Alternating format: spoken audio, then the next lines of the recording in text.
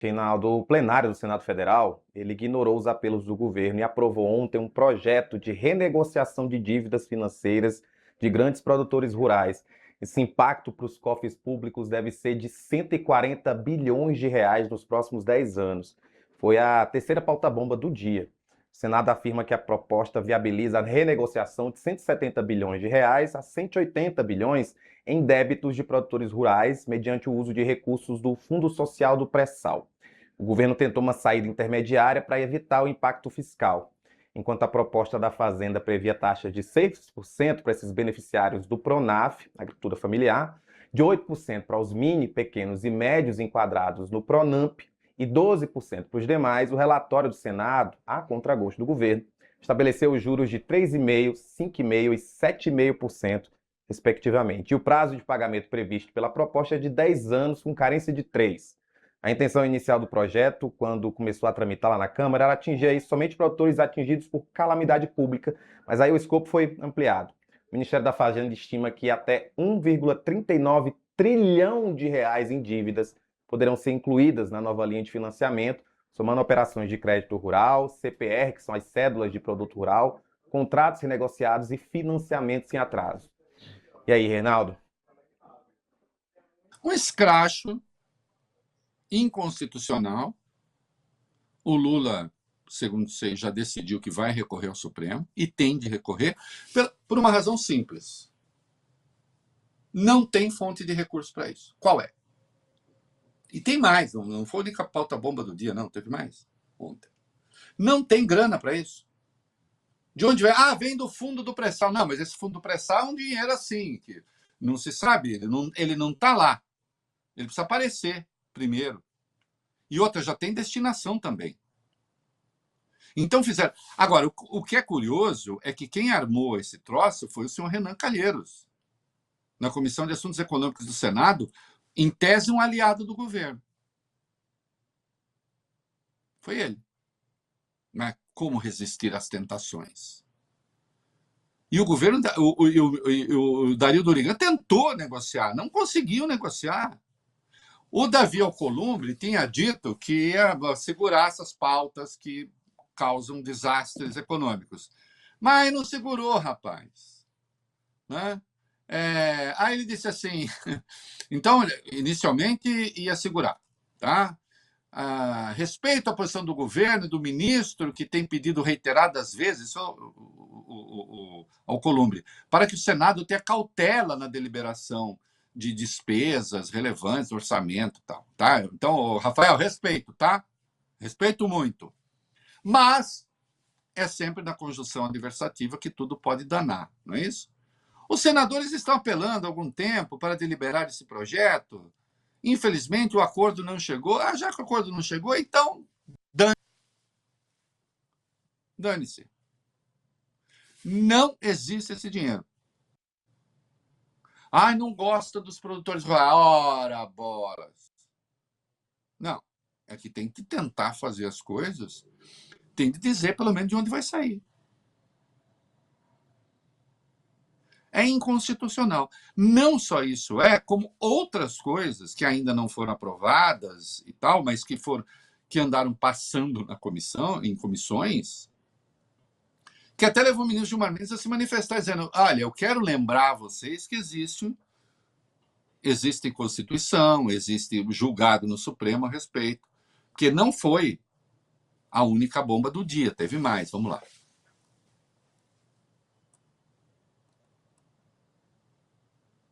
A Comissão de Constituição e Justiça do Senado aprovou também ontem a proposta de emenda à Constituição que efetiva vínculos temporários de trabalho e afrouxa as regras de aposentadoria para agentes comunitários de saúde e combate às endemias. Esse texto concede a esses profissionais o direito de, quando aposentados, ter os mesmos salários e reajustes dos funcionários da ativa, inclusive para os beneficiários do regime geral do INSS, que é algo inédito. O impacto, segundo o Executivo, seria de cerca de 30 bilhões de reais em 10 anos para a Previdência. A PEC já foi aprovada pela Câmara.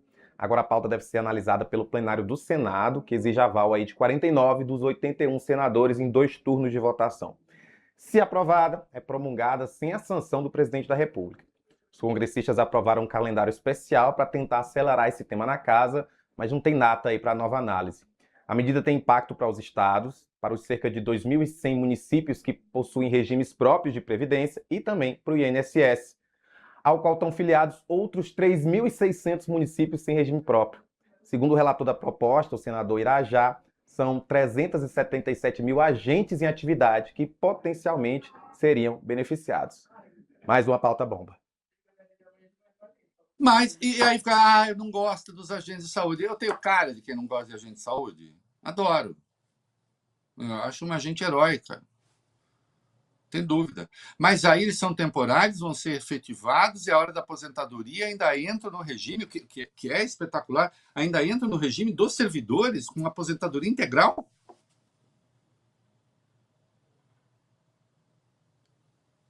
Tá. Ok. E o dinheiro sai de onde?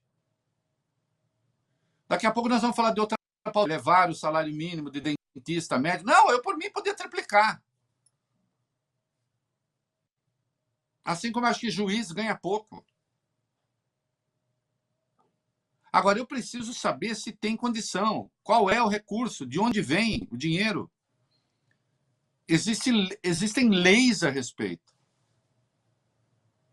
Existe um fundamento constitucional a respeito. É um escravo, cara.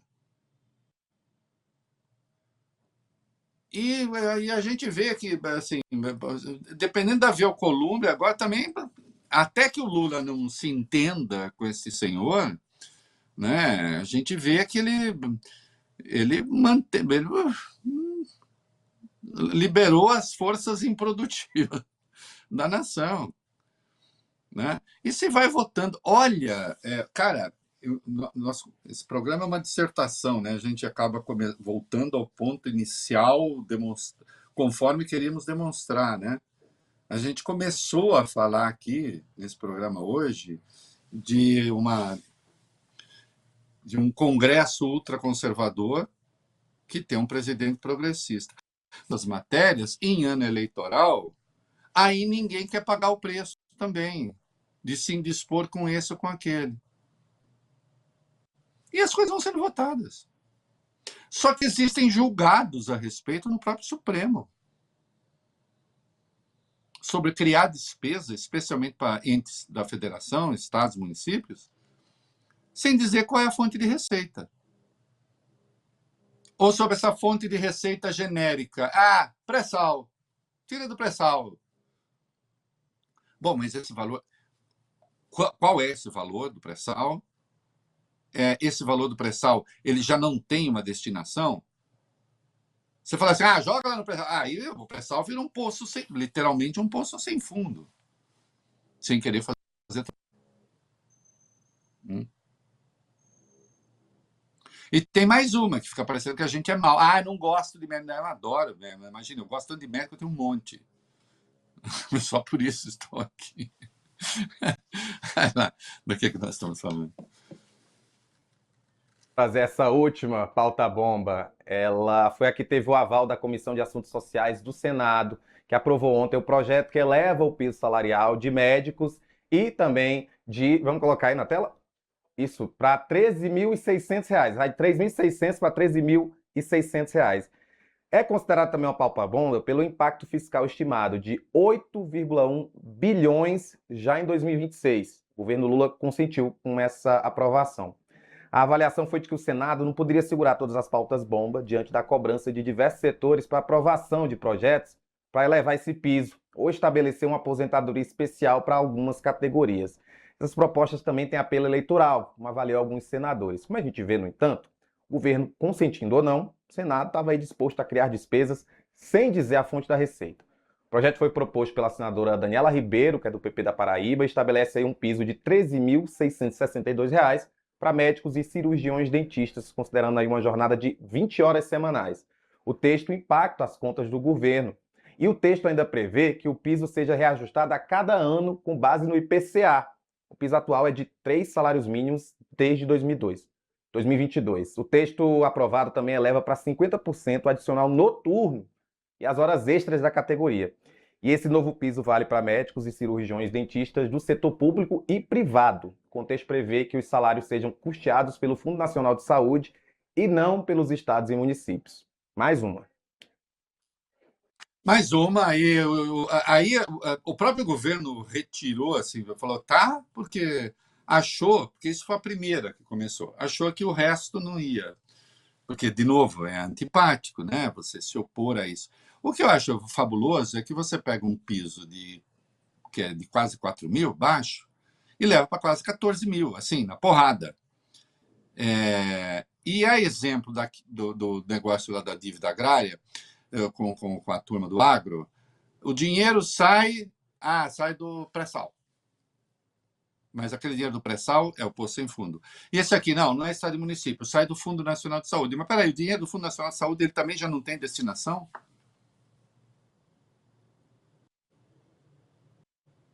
Você cria despesa sem ter fonte de receita? É ilegal isso.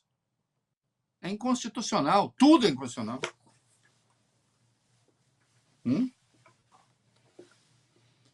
No caso da dívida com o agro, porque o governo ele resolveu criar facilidades, mas não as facilidades absurdas que foram criadas. Né? O presidente Lula, segundo se informa, resolveu que vai recorrer ao Supremo. E tem de recorrer mesmo, porque ontem o próprio ministro Gilmar Mendes se manifestou a respeito disso. Olha, lembrar que existem regras. Né? A gente está com a informação aí. Pois é, horas depois desse festival de bombas do Senado, o decano do STF, Gilmar Mendes, afirmou que o Congresso não pode criar despesas para os estados e municípios sem indicar a respectiva fonte de custeio. Numa publicação nas redes sociais ontem, o Gilmar destacou que a Constituição, desde 2022, passou a vedar expressamente a criação de despesas obrigatórias para os entes federativos, sem previsão dos recursos necessários para financiar essas despesas. Ele disse o seguinte: o Congresso Nacional não pode criar despesas a serem suportadas por estados e municípios sem indicar a fonte de custeio. O Gilmar recorreu a um precedente do próprio STF para sustentar esse argumento.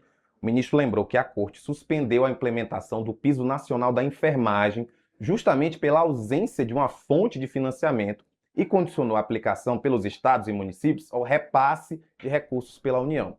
O ministro fez duas advertências. A primeira é: impor ônus financeiro uniforme sem repasse adequado e sem atenção à realidade local esvazia a autonomia dos entes e atinge o pacto federativo. E a segunda é: o decano acrescentou que medidas desse tipo podem gerar desemprego na própria categoria que se buscava proteger e precarização dos serviços públicos prestados à população. Fez bem o ministro em fazer essa advertência, né, Reinaldo? Fez bem, e isso demonstra que se Gilmar não existisse, deveria ser inventado, porque é preciso chamar um pouco a turma ao juízo, não é? E acho que indica que, se for ao Supremo, claro, ele não é o dono do Supremo, mas a chance de que certas inconstitucionalidades sejam apontadas é grande. É isso. Nós vamos ficar por aqui, porque agora começa a festa da Copa, do Mundo, etc. Mas nós estaremos aqui sempre marcando gols no território do pensamento. É isso aí. Exatamente. Amanhã a gente está de volta a partir da 1 da tarde. 3h30, tem agora a Metrópolis também falando de Copa. Então, se você quiser, continue aí no canal e até amanhã. Isso. Continue. É isso aí.